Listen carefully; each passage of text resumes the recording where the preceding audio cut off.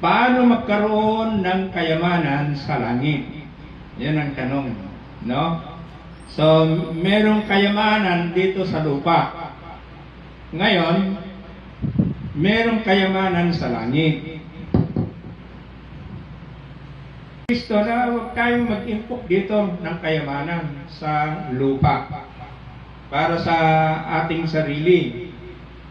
Kundi, ang nais niya ay mag-impok tayo ng kayamanan sa langit.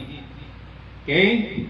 Tanong, paano tayo makapag-impok ng kayamanan sa langit? Yung pamamaraan niya, paano tayo makapag-impok ng kayamanan sa langit? Pagpatuloy natin. Kayamanan natin, yung oras natin, yung talento natin, at saka yung mga pera natin na pinaghirapan natin, ay gamitin natin sa Diyos yun, para sa kaharian ng Diyos. Yun ang nais ni Kristo. Halimbawa, yung meron tayong oras sa Kanya, dito sa pagtitipon natin, may oras tayo.